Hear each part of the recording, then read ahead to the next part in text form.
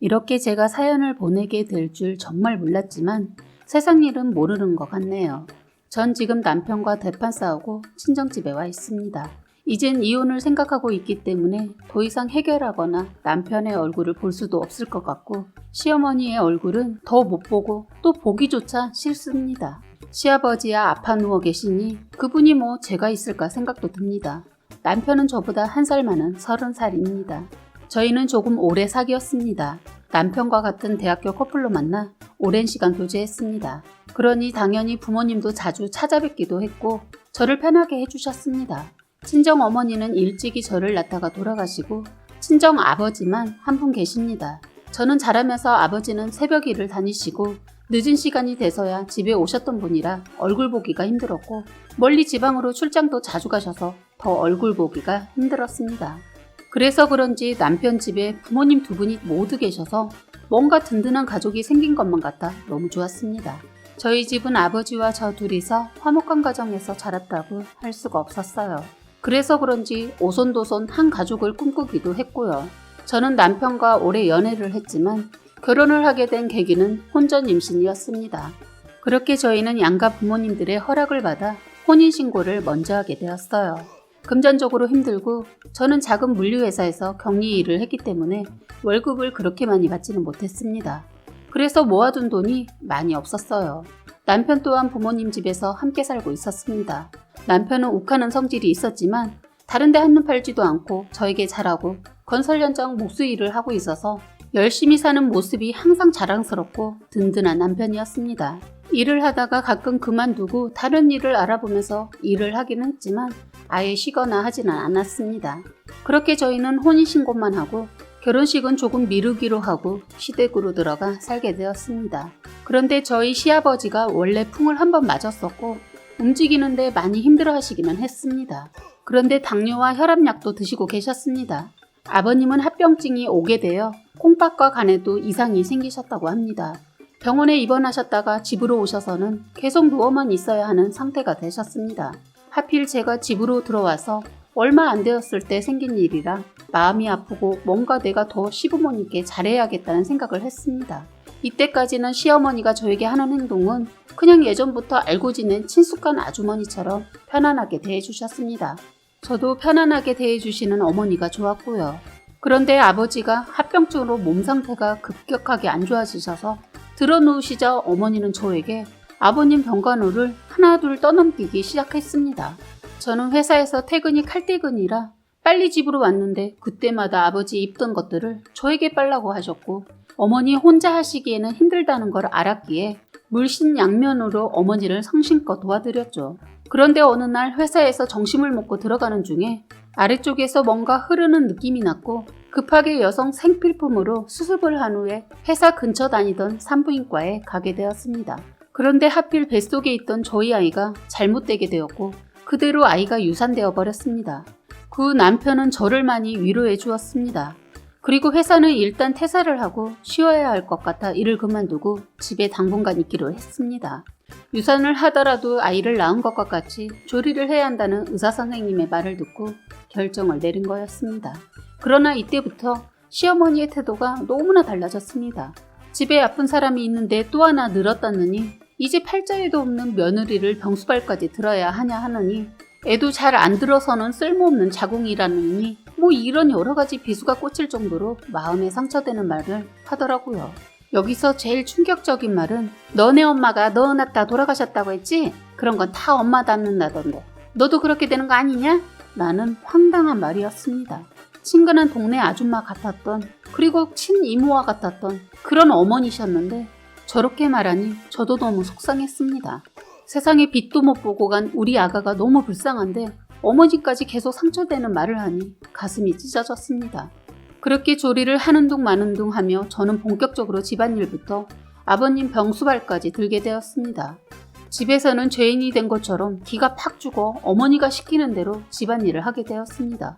남편은 아침 일찍 나가 저녁 늦게서야 들어오니 집안 사정은 저녁에 퇴근하고 방에 들어가서 제가 말해야 알았지요. 그렇게 힘들다 하소연을 하는 것도 한계였나 봅니다. 어느 날은 아이씨 너무하는 거 아니야? 집에서 편히 있으면서 뭐가 맨날 힘들다는 거야. 집 식구가 여러 명도 아니고 딸랑 내 식구인데 그만 좀 징징대. 나가서 일하는 나도 힘들다. 라고 하더라고요. 정말 기가 차고 어이가 없었어요. 자기 아버지 병수발도 내가 담당해서 하고 있고 난 아이 잃고 마음도 잘 추스리지 못하고 아직까지 힘든데 남편이란 인간이 저에게 위로의 말은 못해주고 저 따위로 말을 하니까 슬슬 화가 치밀어 올랐습니다. 저는 지금 집안일이나 시아버지 병수발이 힘들었지만 남편이 옆에 있었기에 남편 하나만 보고 그래도 버티고 있었습니다.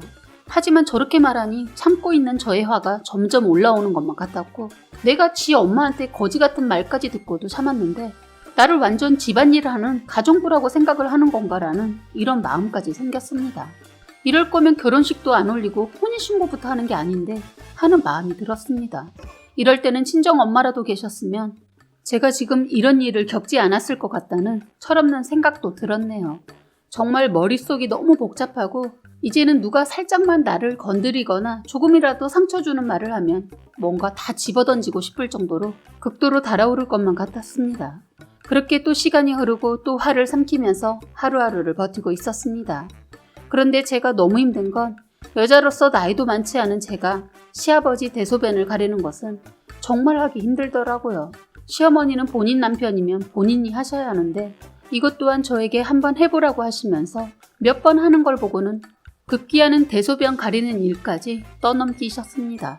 저는 아버님이 어디가 정확히 불편하신지를 잘 모르고 의학적인 지식이 없어서 그러는데 소변 냄새가 정말 심하고 맡기 힘들 정도였습니다. 간이 안 좋으신 건지 신장이 안 좋으신 건지 간이 안 좋다는 말을 듣기는 했지만 저는 그 부분은 잘 모르겠습니다.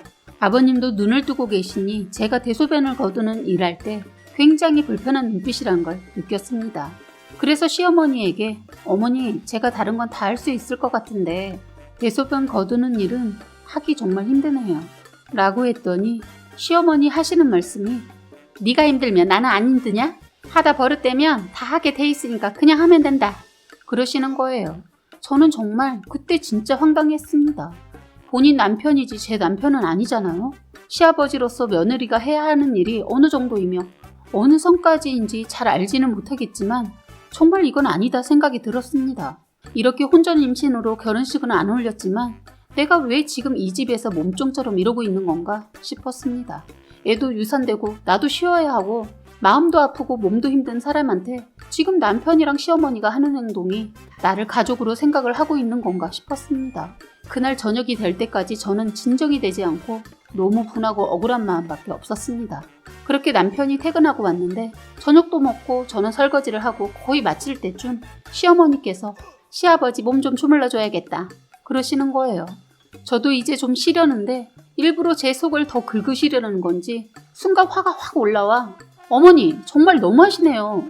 제가 이 집에 아버님 병수발하러 온 것도 아닌데 그런 건 며느리가 아니라 이제 아들한테 좀 시키세요.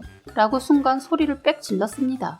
그랬더니 기다렸다는 듯 따발총처럼 막말을 술술 하시대요. 야, 네가 시집와서 뭐 한 게 있다고 아들한테 시키라 말아야? 떡떡거비 같은 손자를 안겨줬냐? 아니면 네가 혼수를 해왔냐? 시아버지도 아버지인데 그게 몇 달 했다고 어디서 경우 없이 큰 소리야? 참 기가 차네. 그래서 저도 그동안 쌓인 게 터지고 말았죠. 그러면 이 집안은 저한테 뭘 해줬는데요? 유산했다고 며느리한테 따뜻한 말 한마디라도 해주셨어요? 제가 이 집 가정부 하려고 들어온 줄 아세요? 이건 해도 너무하잖아요. 그리고 시아버지 제 남편이에요? 어머니 남편이면 어머니가 병간호 하셔야죠. 세상에 누가 시아버지 대소변까지 가리라고 하는 시어머니가 어디 있나요? 그리고 제가 가만히 있으니까 누굴 바보 등신으로 아세요?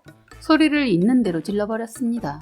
식탁 앞에 서 있던 저에게 남편이란 놈이 열쇠 뭉치를 냅다 던졌는데 의도치 않게 제 가슴팍에 엄청 세게 맞았습니다. 결혼하기 전에 친구들이 우스갯소리로 남편은 남의 편이라고 하더니 이놈도 역시 똑같았습니다. 이젠 저도 이판사판이란 마음으로 식탁 위에 있는 밥솥을 있는 힘껏 들어 거실 한가운데 던져버렸습니다. 밥솥 안에는 밥이 아직 반 이상이 있었는데 그 무게가 상당했는데 화가 나고 눈이 돌아가니 무겁게 느껴지지도 않고 가뿐하게 들어 멀리도 던졌습니다. 밥솥 뚜껑은 바자작 소리가 나면서 다 열리고 거실은 밥이랑 아주 난장판이 되었고 소리도 엄청나게 컸습니다. 이 광경을 지켜보던 남편은 개욕을 하며 쌍욕을 하대요. 저도 눈이 이미 돌아가서 개쌍욕을 하고 시어머니도 합세해서 지랄지랄하고 전 뭐 존대도 없이 그냥 반말로 같이 막말을 하였습니다. 그리고 분이 풀리지 않아서 싱크대에 설거지하기 위해 받아놓은 물이 가득 담긴 물대야를 남편하고 시어머니 얼굴에다가 냅다 뿌려버렸습니다. 제가 뿌린 물에 함께 있던 남편과 시어머니의 얼굴에 정확히 명중이 된 거예요. 그때 그 면상을 보니 아주 물에 빠진 생쥐 꼴이었습니다. 하지만 저는 그대로 있으면 남편 놈이 한 대 칠 것 같아서 앞치마를 하고 거실 슬리퍼를 신고 그대로 뛰쳐나왔습니다. 앞치마 주머니에 다행히 핸드폰이랑 카드가 있어서 친정집으로 왔습니다. 시댁에서 택시로 30분 거리라 그대로 와버렸네요. 지금까지 내가 겪었던 일들을 생각하니 정말 눈물이 하염없이 쏟아졌고 심장이 콩강콩강거리면서 요동을 치는데 진정이 안 되었습니다. 집에 오니 다행히 아버지는 안 계셨어요. 집에 와 조금 진정하고 아까 열쇠 뭉치로 맞았던 가슴팍을 보니 시퍼렇게 멍이 들려고 하더라고요. 나도 그 새끼 멍들게 뭐라도 던져주고 올 걸 후회가 됐습니다. 아버지께 일단 전화를 했습니다. 화목한 가정으로 시집간 줄 아시는 조금은 무심한 저희 아버지가 갑자기 연락도 없이 친정집에 왔다고 하니 걱정하시는 말투였어요. 하루가 지나는 동안 남편 새끼 전화에 톡에 음성 메시지까지 남기는데 다 그냥 씹어버리고 있었습니다. 저는 그냥 이대로 이혼이 답이라고 생각이 드네요. 그 사람들 얼굴 보기도 싫고 다시 볼 자신도 없었습니다. 이혼하면 그때는 법정에서 얼굴 보게 되겠죠. 아직 어디서부터 어떠한 순서로 일을 진행해 나가야 할지 머리가 아픕니다. 남편이라고 말하고 싶지도 않은 인간을 지금까지 믿고 사랑한다고 아이까지 임신했는데 저렇게 폭력을 휘두를 줄은 몰랐습니다. 연애할 때는 욱하는 거 봤지만 저렇게 폭력 쓰는 건 한 번도 본 적이 없었는데 완전 이기적인 인간들 같았습니다. 글 쓰면서도 저보고 못됐다고 생각하시는 분들이 있을 수도 있겠지만 직접 시아버지 병수발 들어본 적 없다면 그런 말 하지 못할 겁니다. 저는 지금 나름 억울한 상태에서 폭발한 것이기 때문에 뭐라고 하셔도 어쩔 수 없을 것 같네요. 저 인간이랑 저 집 식구들이랑 이제 분리되었다는 것만으로도 안정감이 듭니다. 시아버지 되시는 분에게는 아무런 감정도 없고 죄송한 마음은 듭니다. 이렇게 사람들에게 이야기하고 나니 마음은 편안합니다. 사연은 여기까지였고요. 구독과 좋아요, 알림 설정 부탁드리겠습니다.